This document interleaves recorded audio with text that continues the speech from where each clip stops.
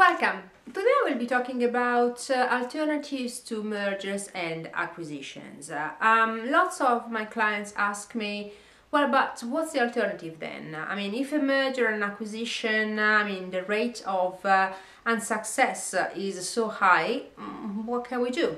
Well, there are several options, and of course it depends on the strategy of your company and on the situation that you're facing. Well, first of all, the obvious alternative is actually to grow organically.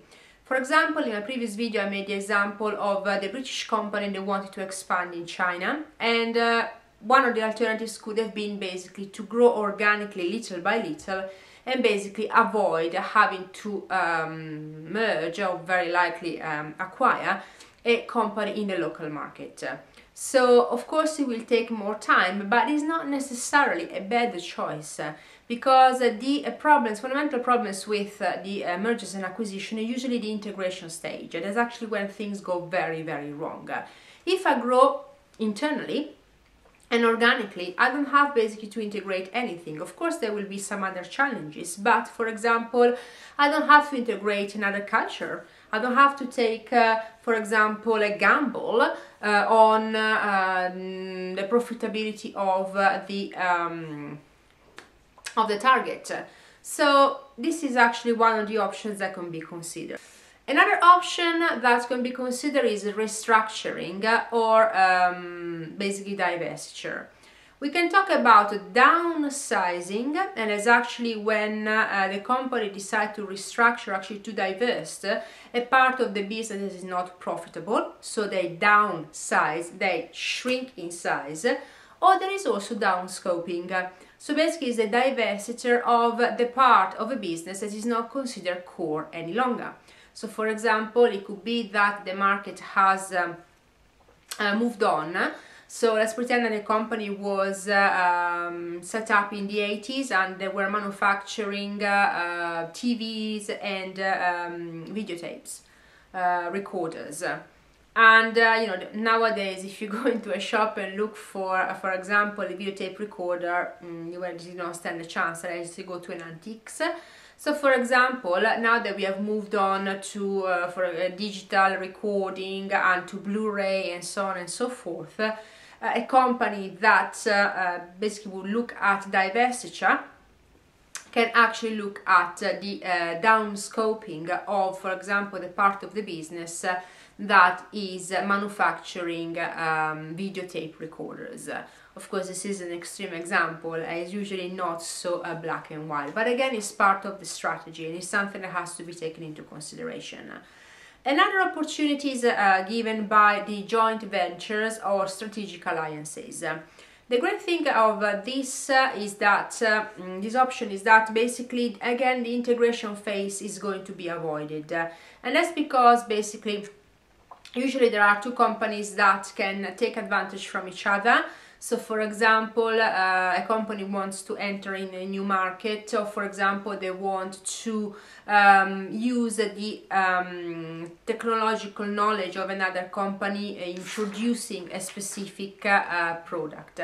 Let's take a typical example is Apple and Samsung.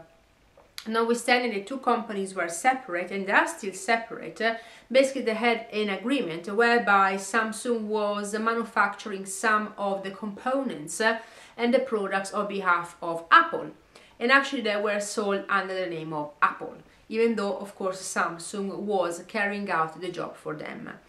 The problem that we have with the joint venture or the strategic alliances is that they tend to be short-lived. I mean, it's not a good strategy to go through these alliances for a long period of time.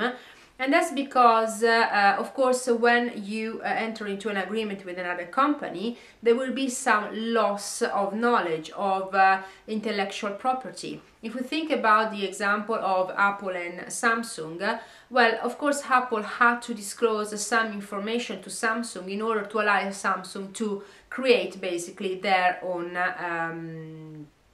the products on behalf of Apple itself.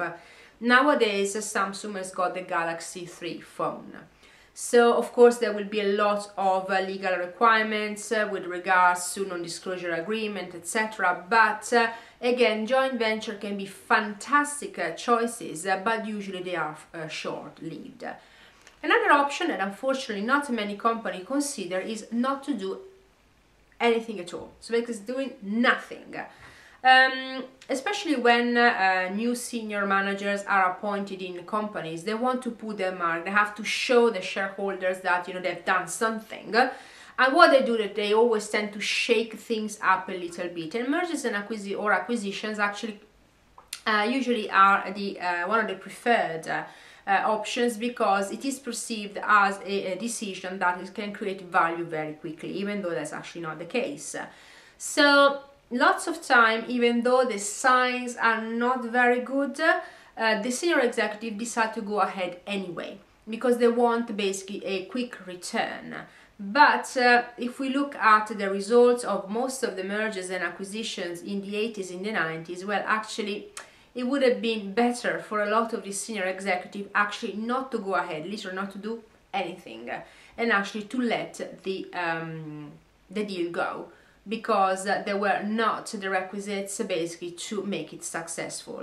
And again, better to achieve synergies in another way than actually sink in the company, like it happened, for example, in the case of Royal Bank of Scotland, when they acquired ABN AMRO, actually required a bailout from the government, and same thing with regards to Lloyds Banking Group. Or if we want to go and look at other geographies, for example, what happened with Time Warner when they decided to acquire AOL. It was an absolute disaster. But people learn from their mistakes. So is a merger and acquisition the only option? The answer is no. There are different options. Of course, it will be for leaders to devise the strategy that is better suited for a specific business. Thank you so much for watching.